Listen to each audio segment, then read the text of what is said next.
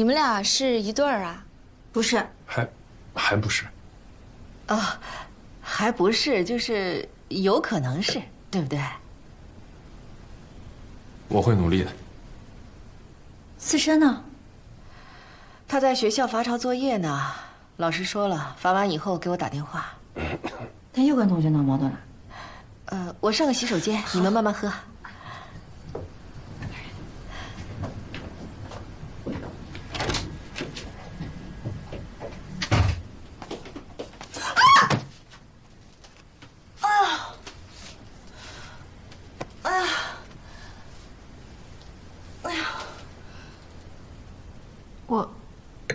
我去看一下我老师怎么了。哦，你去。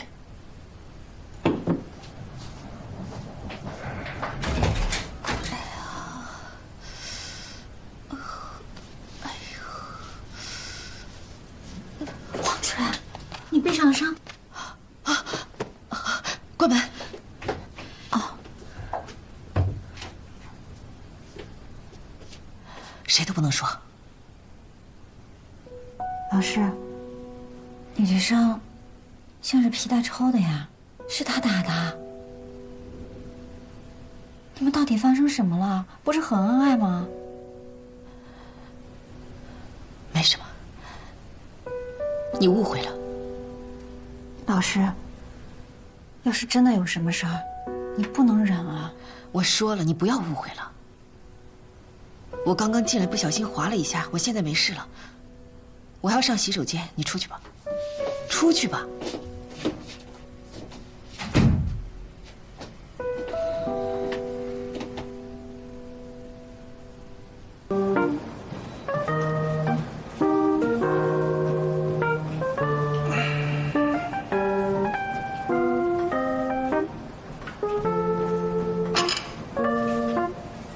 帅吗？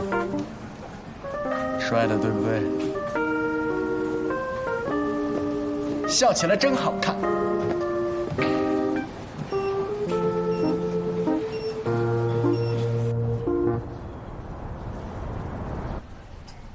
什么病？自毁容貌综合症。不是脑瘫吗？脑瘫是婴儿出生前到出生后1个月内，脑发育早期由于各种原因造成的非进行性脑损伤综合症。但你们的孩子是基因问题。怎么可能？这怎么可能？为了治这个孩子脑瘫，我们几乎倾家荡产了。这次来也是跟亲戚借了好多的钱来生今生，我们就是怕再生一个脑瘫啊！如果可以的话，我建议你们最好全家做一下基因检测。这是一种 X 连锁隐性遗传的先天性嘌呤代谢缺陷病。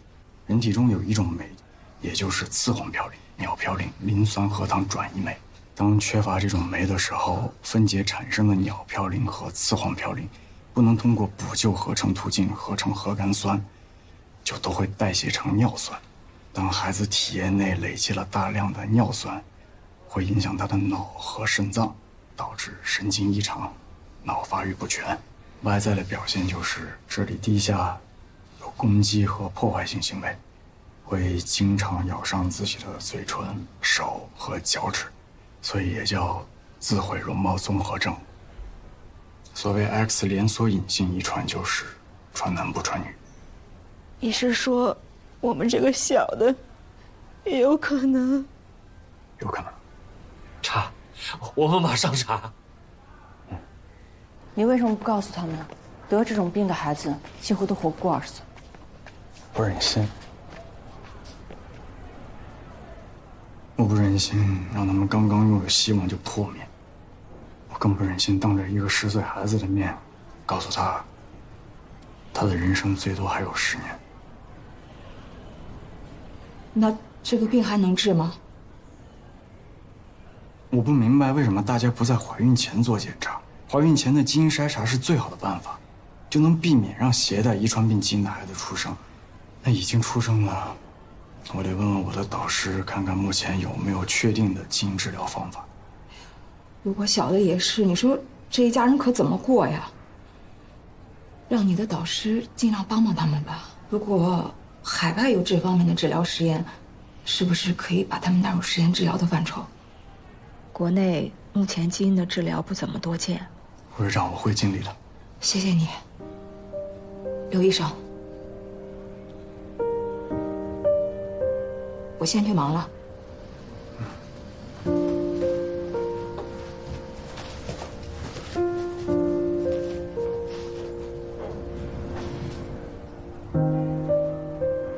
这可能是世界上的男性最不愿意见到的传男不传女的东西。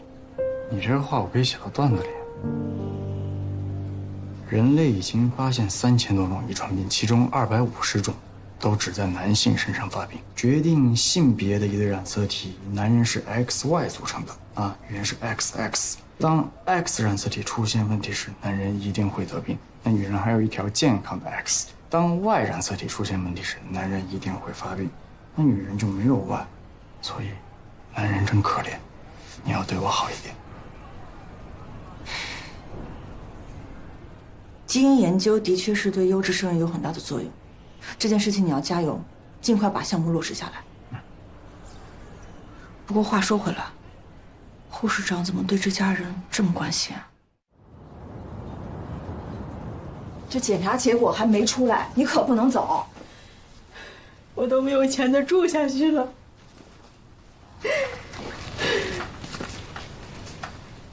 这是怎么了？这婆家人实在是太过分了，说孩子的病是妈妈遗传的，然后扔下离婚协议书就跑了。我都跟他们说了，这小儿子不一定有遗传病，是不是念白？难道？有。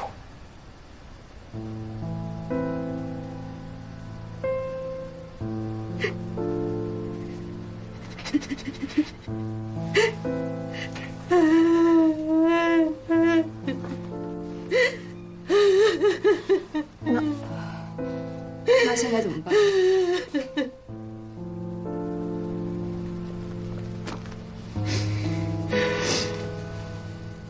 孩子是无辜的，就算他们有缺陷，我们也不应该放弃他们。我真的坚持不下去了。照顾老大的这10年，我天天心惊胆战，每天早上起来都不知道他自己把哪弄受伤了，孩子也疼啊，天天哭。现在小的都这样了，他爸还跑了，我扛不住了，我真的扛不住了。我能帮你，刘医生也能帮你，是不是刘医生？我跟那边实验室说了，他们愿意把2个孩子纳入基因治疗的实验计划，治疗费全免，只是差旅食宿得自己出。我出。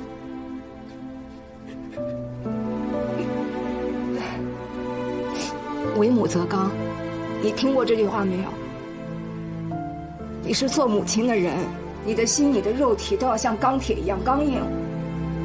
你自己软弱了，留下孩子在世间受的那种苦，你都难以想象。你只要在，孩子不管有多苦，他至少可以有你抱抱他，可以给他擦眼泪。听到没有？你要好好活着，啊！妈妈不哭，哥哥会哭，哥哥有病，哥哥会尽快治好，保护妈妈。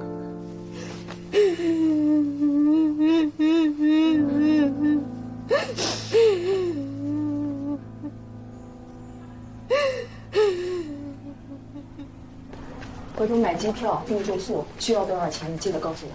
尽量找当地的朋友借套房子给他们住，反正那些人有的是房子，还能落个做慈善的名。好孩子，谢谢你。谢谢你，护士长。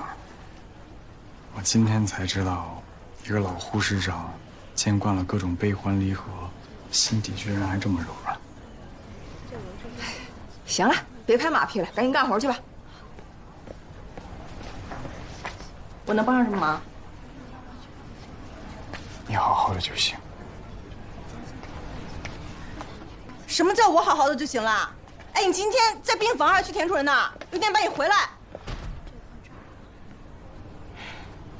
今天怎么回事？给我装深沉。闪闪，吃饭了没？想吃，想今天吃好多肉。哟，外婆又给你烧肉吃啦？妈妈，今天什么时候回来？妈妈下班就回来了，你在家要乖哦。闪闪乖，闪闪最乖了，闪闪爱妈妈。珊珊，妈妈知道你这样的孩子是最棒的，是很有爱的，是很棒的，你是最棒的。闪闪最软了，闪闪最软。你是不是想让杜弟进你的项目？可以，没问题。这个我还得问问他的意见。不是因为你的推荐啊，他本身就有这个资格，你也不用让他想太多。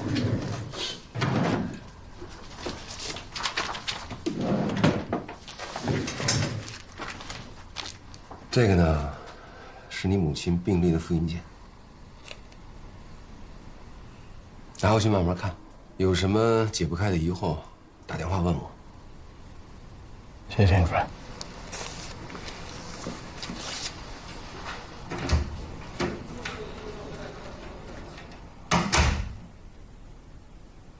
张主任，我实在是没办法了，学生无能啊。但是为了升级妇产科，我豁出去了。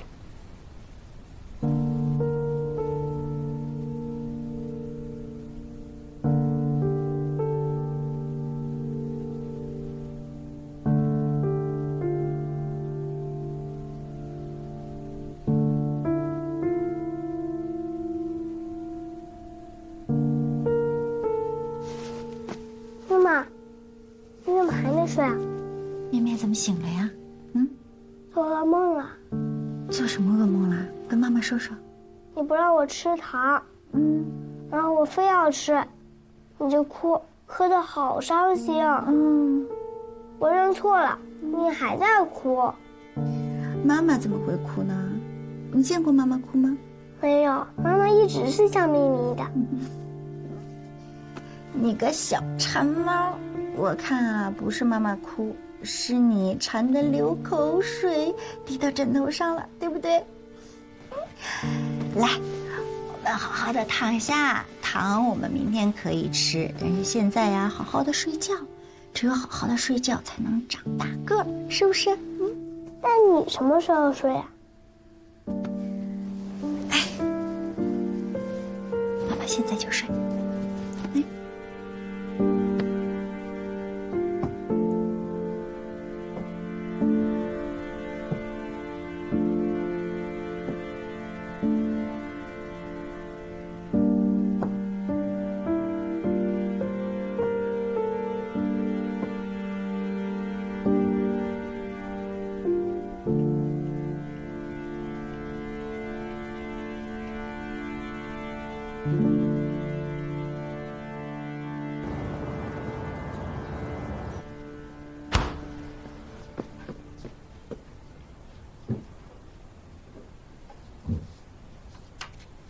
杨叔39+6，子宫肌瘤，之前在外院。是啊，之前说没事儿，说那孩子跟肌瘤可以并存的，可是突然之间那个肌瘤就增大了，他呢又吐又发烧，我儿子又不在家，我们俩也不知道该怎么办。我儿子就说赶紧把他送到生技来，还没确定是良性还是恶性。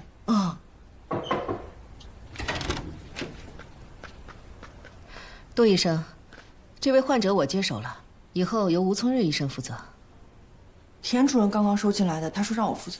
田主任刚刚也说了，子宫肌瘤我比较擅长，你跟吴医生交接吧。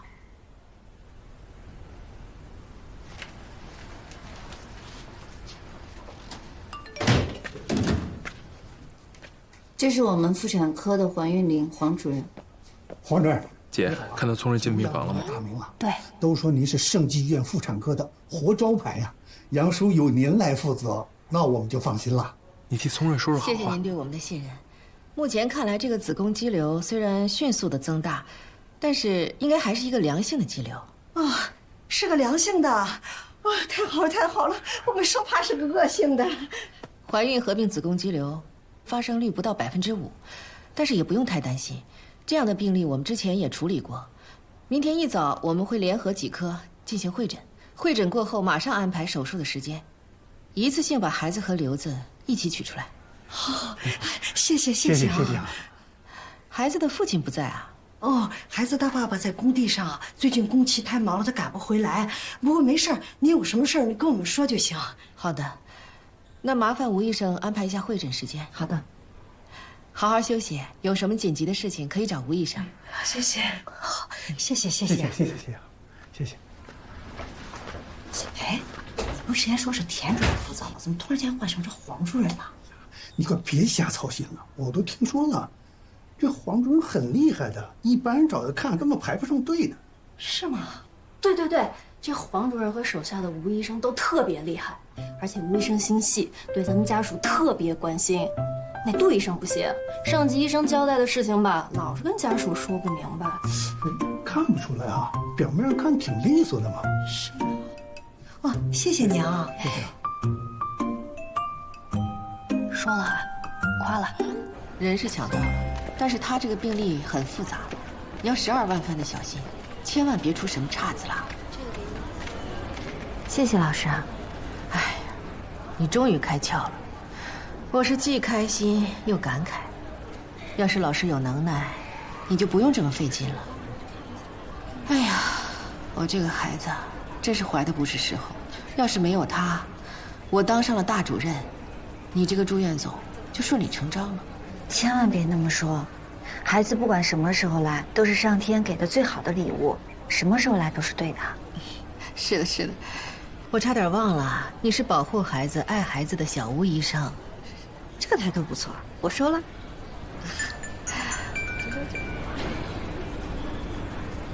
喂，啊，是的，我是陆思琛的妈妈。什么？派出所？哦，我知道了，我马上来。我陪你去吧。不要，病人的事情要紧。你今天必须要把杨叔所有的检查都做了，还要安排明天的会诊。我去就回来。王大夫让我拿报告过来找。其实我们血查我看一下这个切口。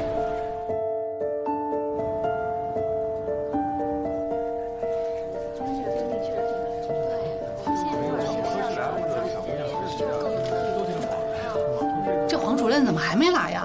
我昨天晚上跟他确认过时间了，我再去催催啊。大肚子的主任啊，不容易。等等吧。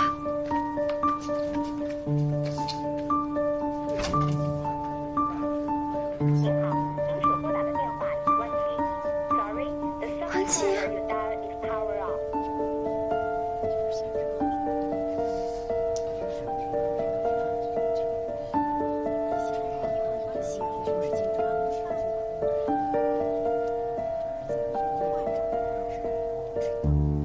田主任，黄主任找不到了，这一屋子的人等着他来会诊呢。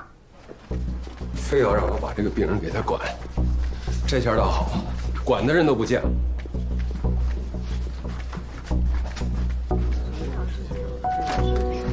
哎，不好意思啊，各位，今天这个病例呢，我跟大家一起会诊一下。哎，杜迪，你先进。好。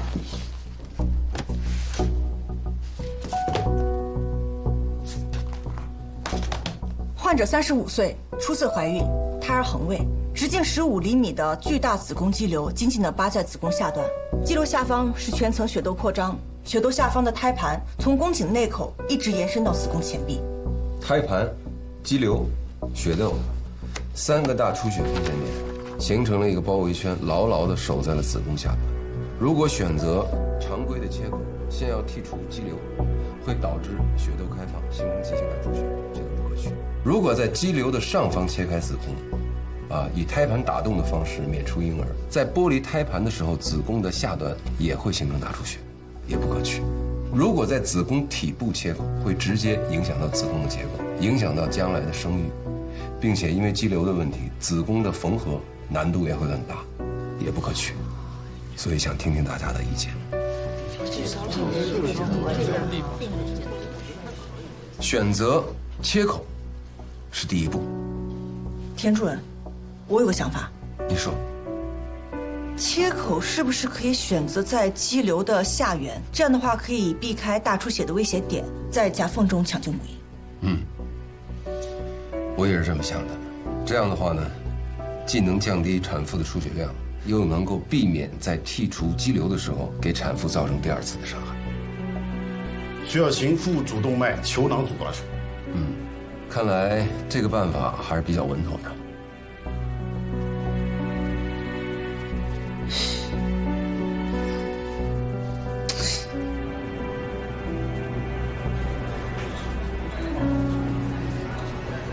您好，您所拨打的电话已关机。还是关机了。要不去他家里看看？家里电话我也打过了，也还是没人接。我担心他出什么事儿了，因为他从来不会这样。还有一种可能，就是他在派出所遇到了非常棘手的事情，棘手到他家也没有回力，手机也顾不上充电。我就不应该跟陆地强患者，每次干这种事儿，准没有好下场。是我鼓励你去抢的。是个好方案，也是个好机会，这些我都承认。但是你知道吗？都弟的想法，我昨天晚上做了1晚上功课，我都没有想出来。我输给他，我输得心甘情愿。你就别自责了，还是继续联系黄主任吧。实在不行，请个假，去他儿子学校旁边管辖的派出所看看。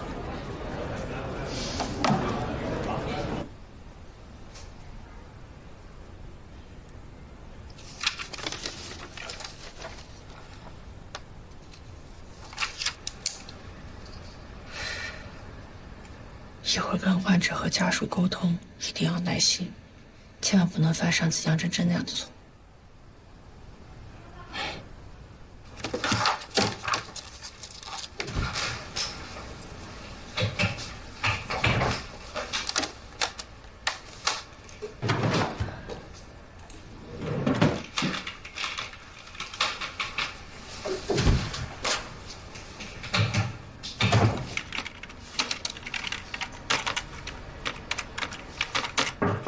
进。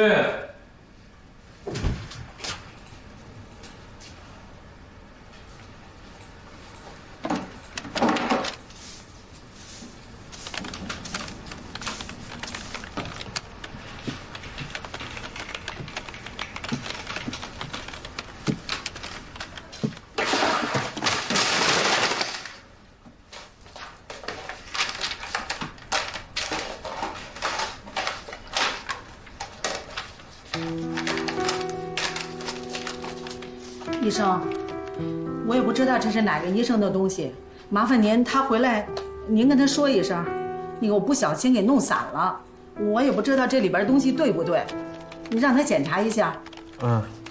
好的，您去忙吧。谢谢啊。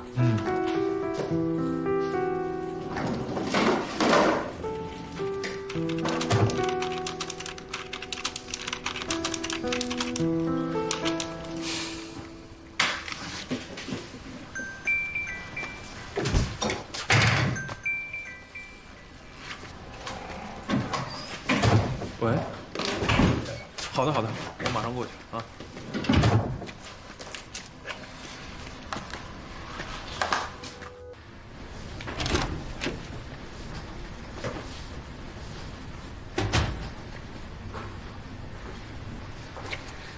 早上各科的会诊很成功，田主任和各科主任已经制定出了手术方案，我现在给你们讲解一下。哎，不是跟我们换成吴医生跟黄主任了吗？怎么是你啊？他们有特殊的情况，田主任还是让我负责你们。不是，你们医院到底在搞什么？怎么今天这样，明天那样啊？你们放心，明天做手术的还是田主任。好了，老伴儿，咱们选择相信田主任，您请讲。这是手术同意书。这个手术最大的困难就是从哪里开刀才不会大出血。肿瘤。我儿媳妇她得的是恶性肿瘤。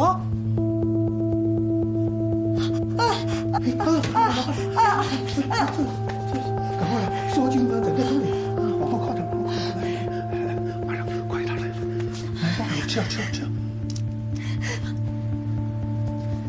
好了，不着急。您先别着急，目前肿瘤还不能确定是恶性的。可是那是你们上边写的呀。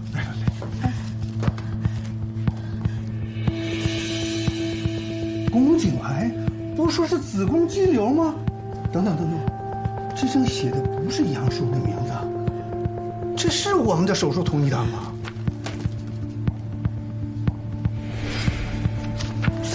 杨叔的，你们连这个都能搞错？你们不是生计吗？生计不是最好的医院吗？你们这样让我们怎么能相信你呢？对不起，我马上拿队伍了。怎么能这样呢？老伴儿，刚才我以为咱儿媳妇真得了癌症了。你说这要是得了癌症，怎么跟儿子交代呀？吓死我了！那个黄主任说不是良性的吗？说这个杜医生不靠谱，他还真不靠谱的。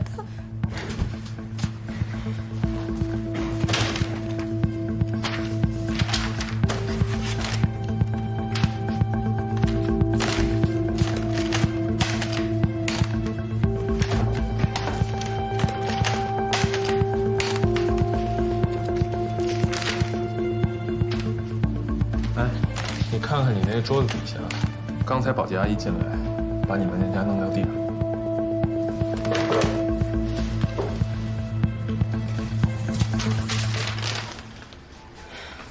你为什么不早说？你是故意想看我出问题吗？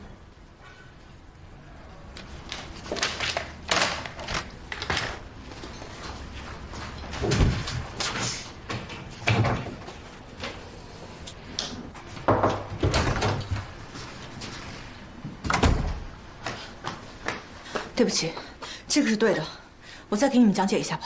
等一下，我要让我儿子和杨叔以前的主治医师刘主任一起听一下。外院的医生听我们的手术方案不太好吧？有什么不太好的？最起码人不会拿错手术知情书。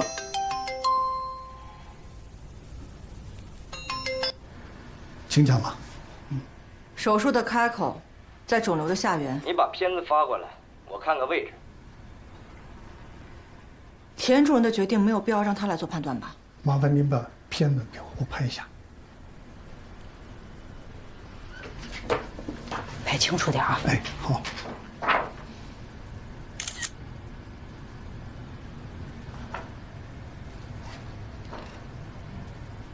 我看不出来有可以下刀的地方。请问您做过几次这种手术？子宫肌瘤的手术肯定是做过的，但是像这种大型的子宫肌瘤合并妊娠的，没有。那你就没有发言权。患者家属再三请我来，说明不信任你，我也要对我以前的患者负责。杜医生，您请继续讲。考虑到手术中可能会大出血，止血的方案你们想好了吗？打算备多少血？用腹主动脉球囊阻断术。腹主动脉球囊也不是万能的，你们大医院就喜欢用这个。它的肌瘤那么大，放置球囊要在 X 线照射下进行，胎儿的风险你们考虑过吗？还有放置球囊的并发症，你们考虑过吗？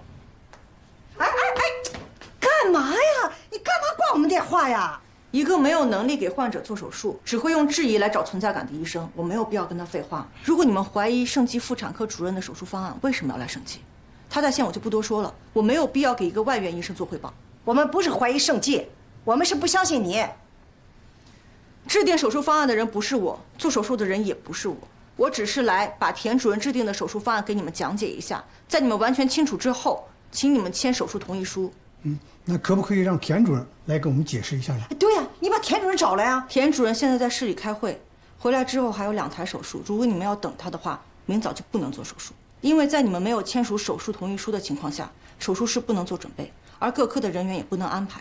这样的话，你们的手术就要推迟，而田主任明天原定的计划是要出差，你们是唯一1台手术，如果你们想要推迟或者找别人做，你们可以等田主任来亲自给你们解释。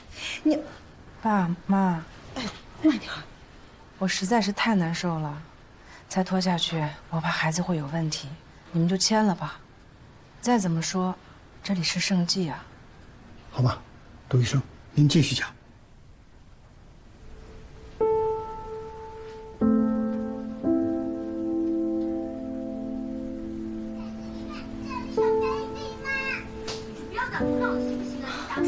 动画片这么好看吗？啊？平时啊，让你做5分钟你都坐不住，今天这都坐半个小时了。妹妹，妈妈出去了。嗯。妈妈走了。嗯。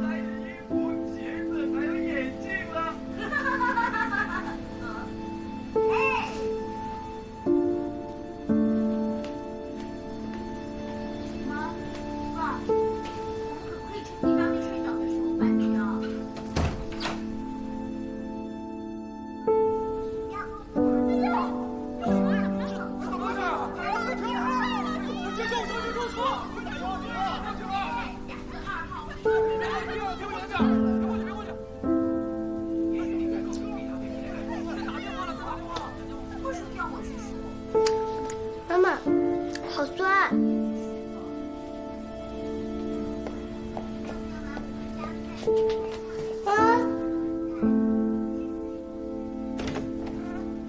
妈妈，你藏哪去了？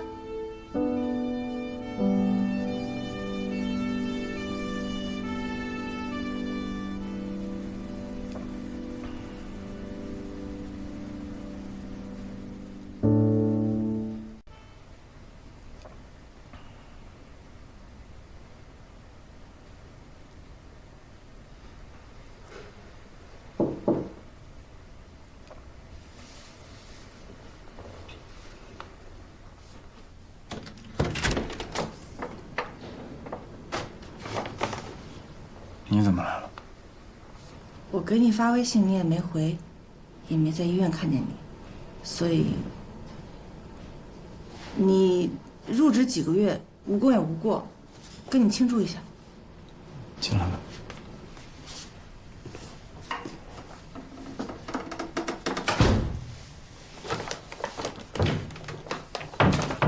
我去上个厕所。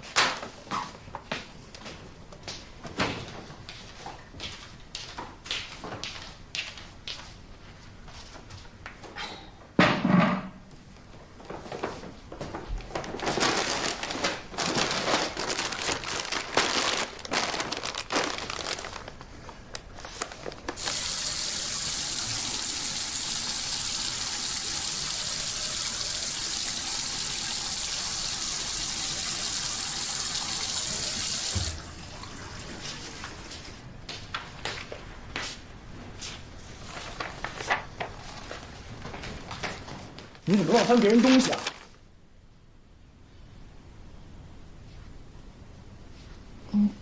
对不起，我看病历放在那儿，我就职业习惯拿过来翻看了。再职业习惯那也是在医院，难道以后你见到所有病历都要看吗？而且病历属于隐私，你得到别人允许了吗？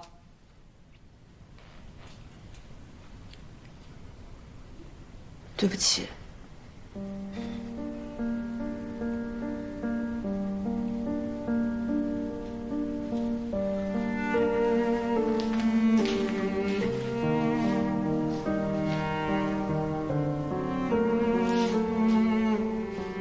我不知道白晴是谁，也不知道你到底怎么了。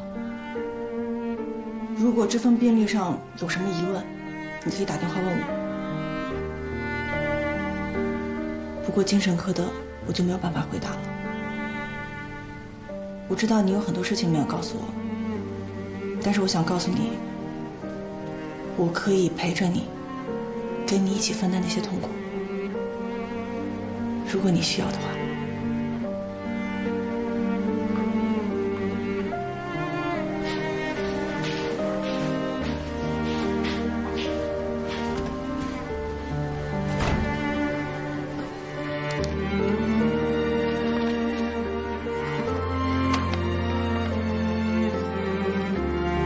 精神科，朝医院。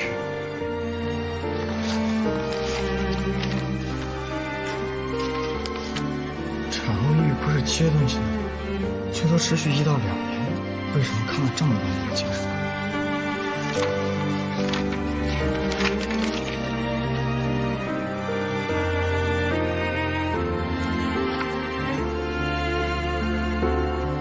他到底做了什么？他到底没做什么，让你一直抑郁下去？妈妈，你不是一直笑着的吗？为什么得了这么多年的抑郁症？我现在手机混乱了。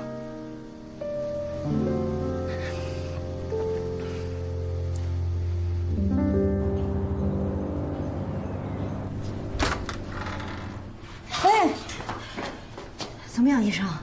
手术很成功，孩子出来了，2900克，男孩。儿子，子宫也保住了，现在正在观腹。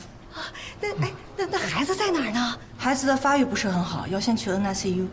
新生儿科的医生待会儿会跟你们说的。哎，不行，我们得先看看孩子，这样我们才能安心啊。再说了，我还得给我儿子传照片呢。现在真的不可以。不是，你搞什么鬼啊？啊，这孩子是活的吗？不是，你们做手术的时候把孩子伤着了吧？你不是故意不给我们看吧？孩子现在真的很好，只不过现在只能待在保温箱里。一会儿新生儿科的医生会跟你们交代的。那我们什么时候可以看到孩子呀？待会儿等新生儿科的医生来了，你问他们。不是，医生，杜医生，不对呀，老伴儿，你赶紧给儿子打电话，让他赶紧回来。我觉得这个杜医生他是在骗咱。你想想，如果那个孩子是好好的，为什么不给咱们看？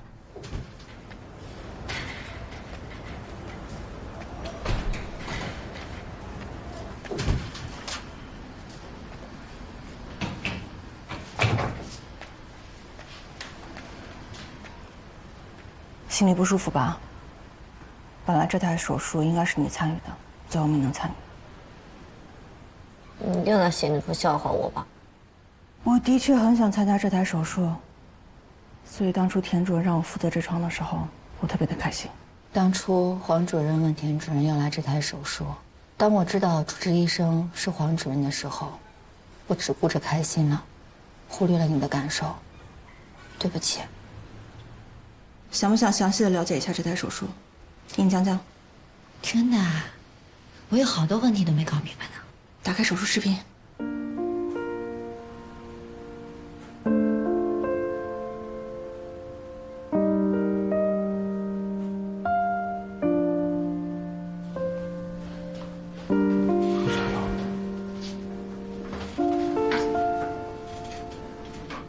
咋还没来呢？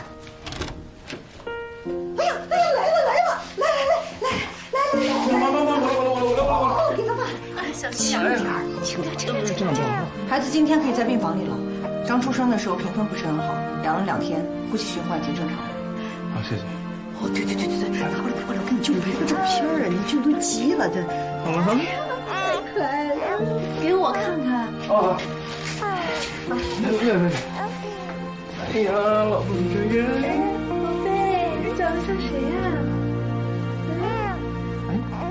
这是个小胖饼啊！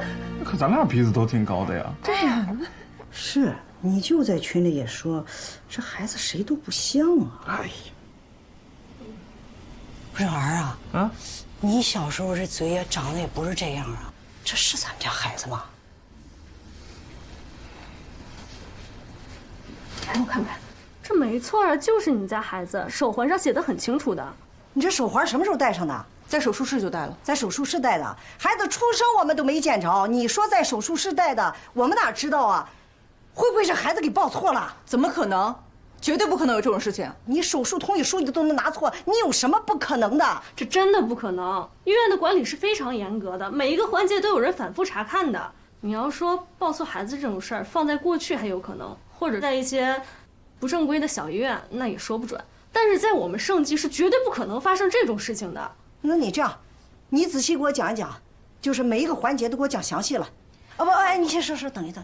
儿啊，要不要给这个刘主任打个电话，让他也听一听？要是不相信，你们可以去做亲子鉴定，我们没时间陪你们在这瞎猜。如果连我们医院都不信，你们可以到外院去做。不是你什么态度啊？哎，做就做，这态度这。妈，不会的，我听说孩子刚生下来，没长开，都看不出来长得像谁。等长就能看出来了。哎，不是儿，我跟你说，那个医生他老犯错，妈是真的不放心啊。不是你们说的吗？盛极是最好的医院，最好的医院怎么能犯这样的低级错误呢？做就做一个嘛，反正也不麻烦。哎，你们明着是怀疑医生，其实是怀疑我吧？我刚怀孕的时候，妈天天盯着我，问我怀孕的时间，日子算了好几遍。妈，如果魏阳中间没有回来过，您怀疑我，我无话可说。可是魏阳的调休回来了3天，我怀上了，就那么可疑吗？小叔，妈没有怀疑过你，她从来没跟我说过。我没怀疑你，不是，我真没怀疑你。不是，你俩结婚那么多年，不是一直没怀上吗？那时候你一下子怀上了，我那是高兴，我那是关心。哎呀，我这次纯粹就是担心这孩子给抱错了。哎，不是有个新闻吗？你们不是都看了吗？说有一个妈养了28年的儿子得病了，到医院去检查，人要换肝，结果一查，这儿子不是自己的，当年抱错了。那你说多冤呀，对不对？你说咱要是做了一个亲子鉴定的话，咱是不是也是踏实，咱也安心呀？你说对不对？小叔，妈妈说的这个新闻我也看见过啊。我相信你，爸妈也都相信你。再说了，咱自己的孩子，这有什么好怕的呀？你们这是合起伙来欺负我？怎么可能啊？就当是安慰他，让他安心，好吗？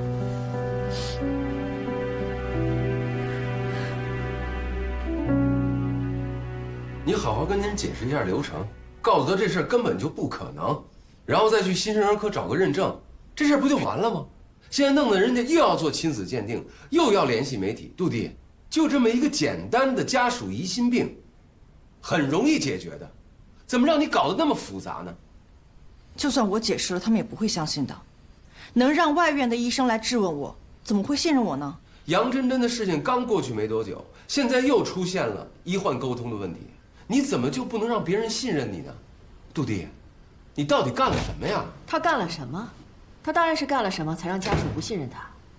哎呦，稀客呀，黄主任，您消失了2天，您的电话是怎么又联系上的？这2天您是去了喜马拉雅了，还是去了海底了？对不起，田主任，我的电话在派出所里砸坏了，处理完事情之后才换了个新的。这件事以后再跟您解释，现在先处理杜弟的事。所以杜弟到底干了什么呀？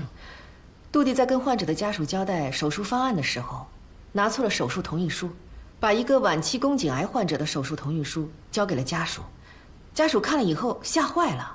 这件事之后，就不是很信任杜弟，而且杜弟也一向强势，不会跟家属好好沟通。黄主任，我已经尽量耐心地跟家属沟通了，但是您不知道，杜弟，你能不能少犯点错？我刚让你进科研项目，你就给我惹出这么大的事儿。更糟糕的消息还在后面呢。他还能做多大的错事儿？你说。杨叔的亲子鉴定结果出来了，不匹配。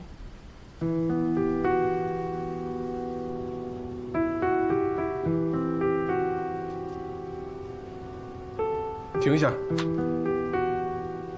除非你们那天手术室里还有个产妇，否则绝对不可能搞错的。我们新生儿科不背这个锅。看来现在只有一种可能了，就是男的被戴绿帽子了，说不定家属早就有察觉，才说这个孩子不像。杜弟，证据确凿，医院的流程是没有问题的。这件事情也是因为你沟通不当造成的，所以呢，你负责跟家属去交涉，告诉他，自己家里的事情自己解决好，如果把事情闹大，对他们没有任何好处。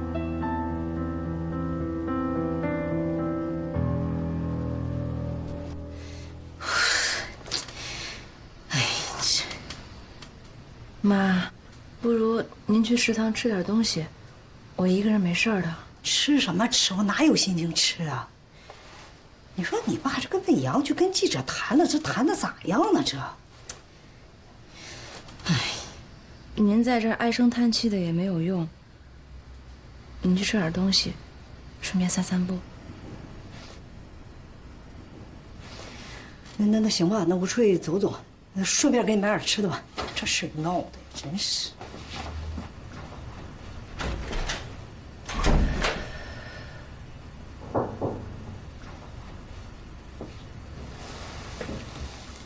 请进。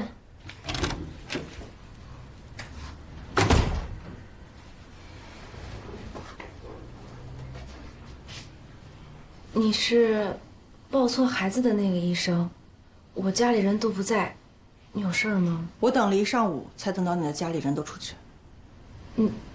你有话跟我说。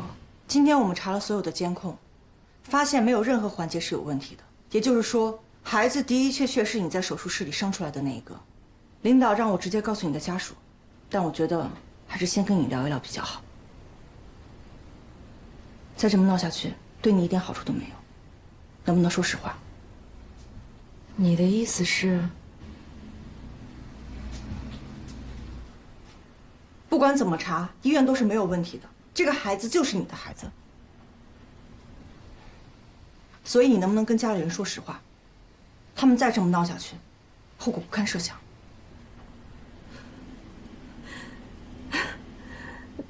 听你这么说，好像是为了我好。觉得我不要把出轨的事情闹得人尽皆知的，是这个意思吗？你姓杜，杜医生，我可以明确的告诉你，我没有出轨，孩子就是我老公的，我跟我老公结婚3年，都没有怀上。他是搞建筑的，前年被派去非洲援建，从他离开家的那一天，我公公婆婆就对我严防死守。一开始，我去哪儿都要打报告，后来，除了我上班时间，只要我聚会的饭局上有男性，甚至在我逛街的时候有男性跟我问了路，婆婆都会不高兴。她都会在跟我老公打视频电话的时候告状。后来我省得麻烦，我干脆推掉了所有同学同事的聚会，我下班就回家，所有的东西我都网购。去年我老公休假回来几天，没想到我就怀上了，我特别高兴，真的。一方面，我自己终于怀孕了，等我老公援建回来，他就是爸爸了。另一方面，我怀孕了，也可以逛街、吃饭、见见朋友了吧？你说我都怀孕了，你总不能还说我出轨了吧？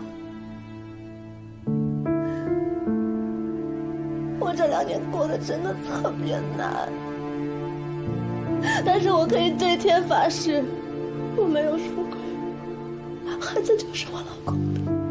如果我有一句谎话，天打雷劈。哎，你别动，你别动，小心伤口。杜医生，我求求你，你不要撒谎。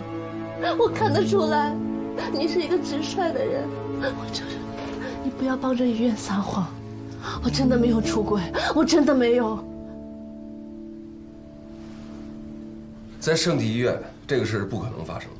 即便是在不是数字化管理、没有手环的70、80年代，圣地对婴儿的管理也是非常严格的。这是我们当事医生杜医生。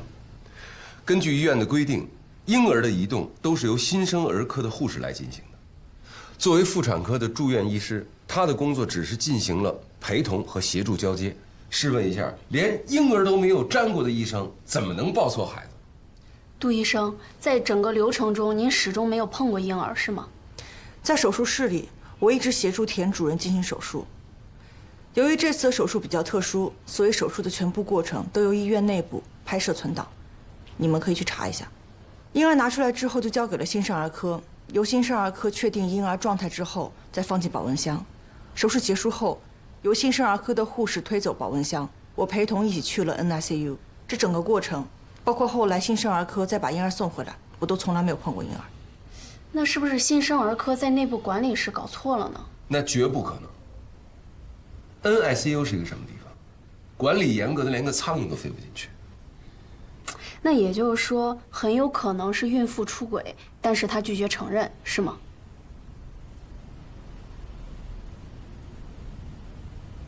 我求求你，杜医生，你不要帮着医院撒谎，我没有出轨，我没有。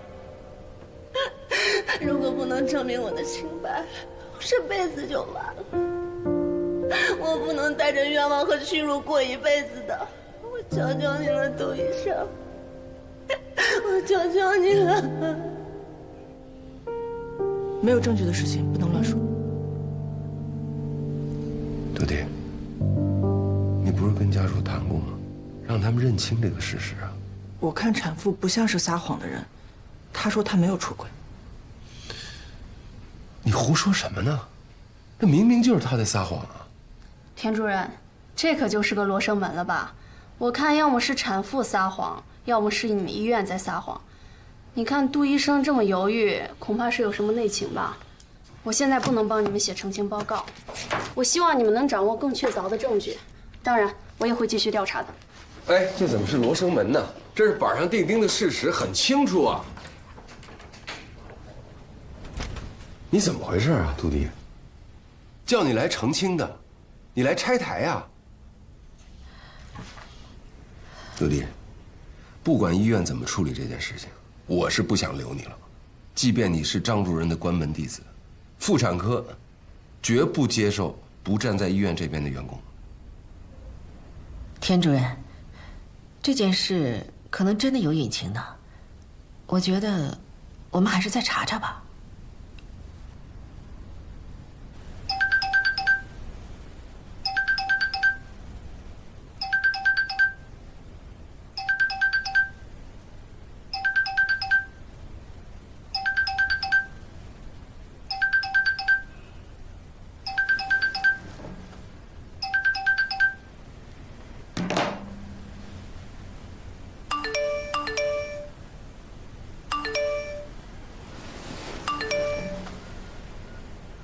杜迪出事了，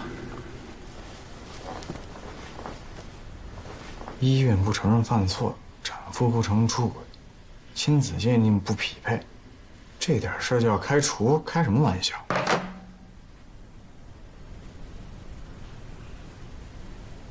？Bye. The beauty of the science of genetics is that it is also esoteric. You must be rigorous.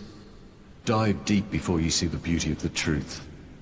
Seen it with my own eyes.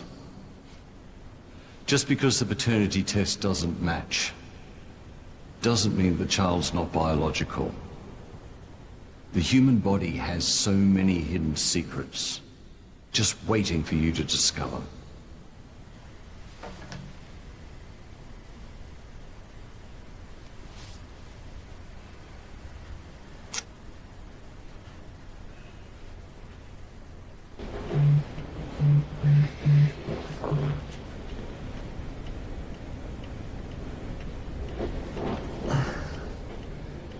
Bye. Do you know what time it is in the US? I am 70. Oops. I always think we are 30. I'm sorry, Lawrence, but I really need you. No. My girlfriend really needs you. Your girlfriend? I'm listening. Hi, Lawrence. Hello, everybody. I'm Lawrence. Nice to meet you. 各位领导、各位同事，Lawrence 是我的导师，是著名的基因科学家，也是圣济跟 GHU 联合项目的首席科学家。Lawrence, this is Dr. Tian, my boss in China. Hi, nice to meet you. And all these are my colleagues. Dr. Tian, Joe Yang. Wow, Lawrence, bravo. 关于最近妇产科出现的抱错婴儿的纠纷 ，Lawrence 认为有可能是基因问题引起的。这是一种非常罕见的情况。下面让 Lawrence 来介绍。Lawrence, please. We once assisted a couple to give birth to a test tube baby. However, the blood type of the baby was not compatible with either parent. They questioned us whether or not we got the sperm or egg wrong. The paternity test showed that the mother matched, but the father didn't. As you know, in this hospital, it is impossible to get that wrong. After a lot of testing, we found that the baby, although not the father's biological child, was actually a close relative. For example, a brother. But the father had no brother. 他说啥？他说啥？就是说之前也遇到过这种情况，孩子的基因呢不是爸爸的，是爸爸的兄弟的，但是爸爸没有兄弟。那就是见鬼了呗，人鬼情未了。嘘，听他说。The truth is, the father is a mosaic. Human mosaicism occurs early in the fertilization of the egg. When the inner cell mass is formed, some of the genetic material, for example, a chromosome or a gene, mutates. Then you will find that the embryo has 2 DNA systems in its body. 就是说，孩子的爸爸原来是嵌合体，自己有2套 DNA， 精子也有2种，那孩子他的基因也有2种可能性，就是一个人有2个种，人生赢家这是。On further examination, the DNA of some of the father's semen was consistent with the baby. There are fewer than 100 cases worldwide that have been reported. And if the hospital or the mother did not lie, this is the only possibility. Thanks, Clarence. If we want to perform similar tests, we will be able to help. Of course. Great. Let me discuss with my colleagues and get back to you later. Good luck to your girlfriend. Bye. 你怎么看我不建议基因检测，这个病例全球都不到100例，哪有那么巧？我看根本就是产妇撒谎，而且基因检测费时费力费钱。如果检测的结果出来不是，对我们医院的损失更大。李医生，你作为主治医师，难道不知道科学的精神可不是一句哪有这么巧就能解释的？其他人还有没有什么想法？你们这些住院医师也可以说说你们的看法。世界上不到100例的罕见情况和比比皆是的出轨撒谎之间，我觉得后者可能性更大。Come on， 科学不是用来猜的，是要论证的。还有人有想法吗？来，聪瑞，你说说。我觉得这种小概率的事件，对于这件事来说不太可信。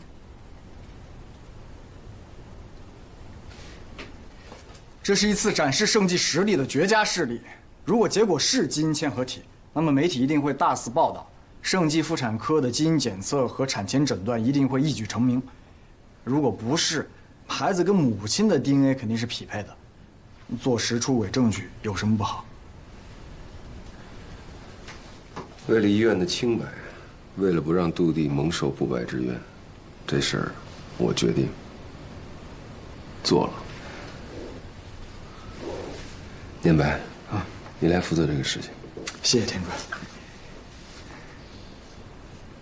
现在情况就是这样，需要你和杨叔做基因检测，结果出来需要半个月。我不想做，这就是你们医院的失误，你们别再找借口了。医院是不可能失误的，如果你不做，你老婆怎么办？你们表面上是在告医院，难道你的父母不是一直都在怀疑他吗？我宁可相信这就是医院的失误。那如果我结果出来不是你们说的那个叫什么嵌合，我这绿帽子不是戴定了？杨叔在你父母的监视下，为了让他们安心，已经放弃了一切正常的社交和娱乐。你不相信医院，又不相信你老婆，那我问你，如果你坚持打官司，那么诉讼拉锯的这几年，孩子怎么办？你养不养？我为什么要养别人的孩子？如果这是你孩子呢？我不相信。就因为你的不相信，你的妻子现在很痛苦。男人在妻子的痛苦面前不能不作为，否则你会害死他的。杨叔说，他绝对不会带着这种嫌疑走出医院，那样他这辈子就完了。你要是个男人，就要为了爱你的人好好做决定，在信任和爱的基础上做决定。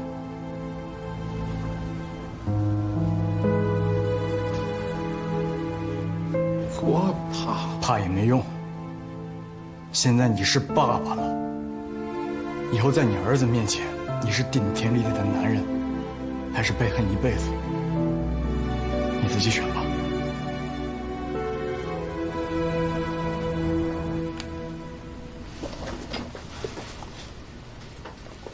很久没去说脱口秀了吧？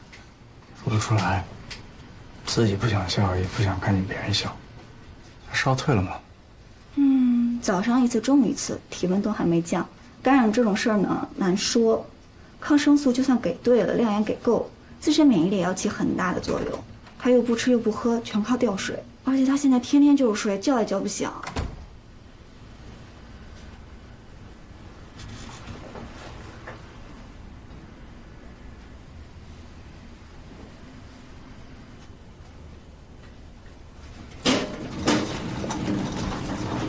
谢谢你啊，努力帮我澄清，还一直照顾杨叔。我一半是为了你，一半是为了我自己。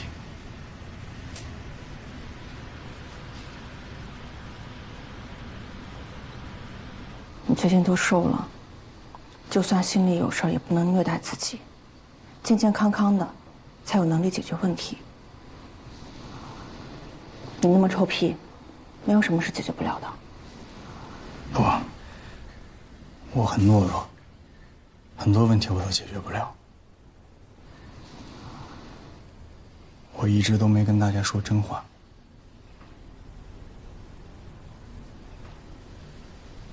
徒弟，我是刘振华的儿子。我留在生级妇产科，最开始只是为了气他而已。生级妇产科是我妈工作过的地方。她很多年以前是这儿的护士长，就是你看到的那个病例的名字，白青。那个反复感染，然后抑郁症的病例。我6岁的时候，我妈突然失踪了。我爸很快把我送到国外姑姑家，他们只告诉我，我妈出了意外去世了。我很恨我爸，觉得就算我妈走了，他为什么要把那么小的我一个人扔在国外？除了给钱，从来没来看过我。我最开始在那儿上小学的时候，一句英文都不会，没有朋友，家里除了姑姑都是老外。我就开始干坏事儿，打架，就希望我姑姑告诉我爸，让他把我接走，哪怕来看看我，哪怕只是说我、骂我，甚至打我都行，至少让我知道，我还是个有爸爸的孩子。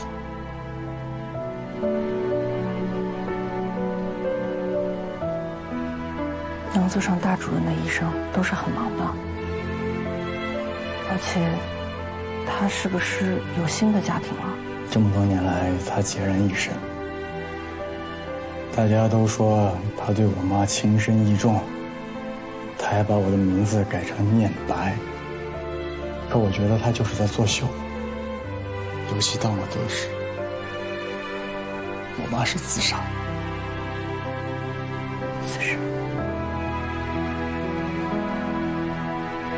我小时候就觉得很奇怪。我妈失踪那天，她还给我洗了澡没吃，怎么突然就不要我了？我一直在查我妈离开的真相，直到我看到那个病历。我可以确定的是，她是产后抑郁症转变抑郁症的比较罕见的病例。她跟抑郁症斗争的时间长达6年。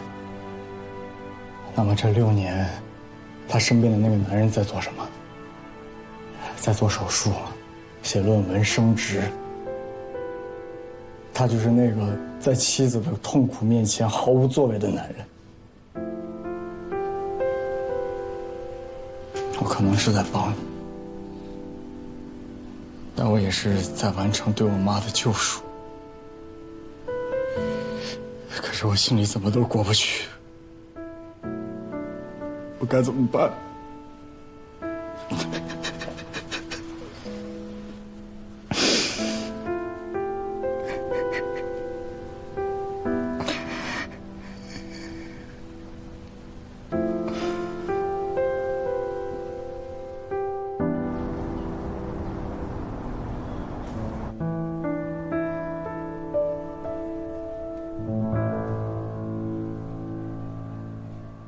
谢谢你带我来。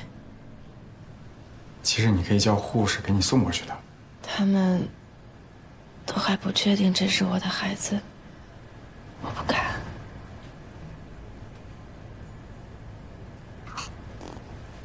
刘医生，你说这么小的孩子，他有记忆吗？原则上来说是没有的，他还在学会感知这个世界的过程中。如果这是我们的孩子，我很怕他会恨我。我不能给他喂奶，不能天天抱着他。明明全家人都在身边，他却要在这个箱子里待好久好久。很快结果就出来了。等结果出来，你可以好好弥补他，他不会恨你的。作为妈妈，我什么都帮不了他，我真是没用。